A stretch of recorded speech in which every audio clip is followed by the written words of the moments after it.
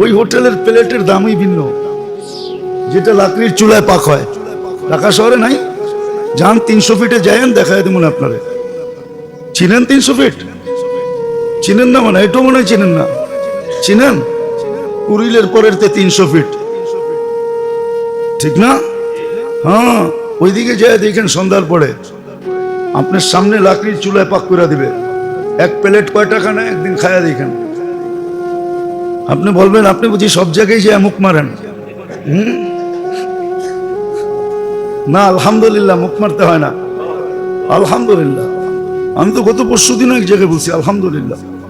রাস্তায় কোথাও থামতে পারি না, নামতে পারি না, কোনো হোটেলে ঢুকতে পারি না, কিছু কিনতে পারি না। কিনতে গেলেই তো হুজুর পয়সা লাগবে না। আমি তো আল্লাহর ইহসান বলতেছি, ইহসান। মনে হয় জীবনটা পাখির মতো হয়ে গেছে। তাকদু খিমাসান ওয়া তারুহু বিতানা, পাখির মতো হয়ে গেছে। কালকে ঢুকছিলাম এক জায়গায় একটা ওষুধ কিনতে, কয় হুজুর লয়ে যান, টাকা দিতে হবো না, মাপ চাই, টাকার কথা কয়ে লজ্জা দিয়েন না। মনে করলাম জীবনটা তো পাখির মতো হয়ে গেছে। তো ফিতরতের উপরে উঠার কথা বলছিল, যে ফিতরতের উপরে চলো, কিন্তু না, মনে করছে বাঙ্গাল থাকমু কয়দিন, ঠিক না? মডার্ন হইতে হবে, মডার্ন।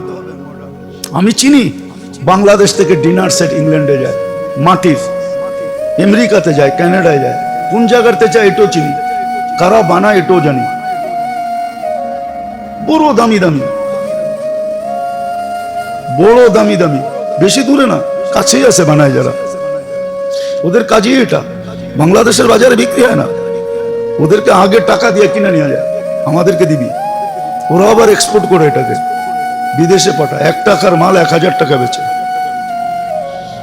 আল্লাহ বলছিল ফিতরতের উপরে,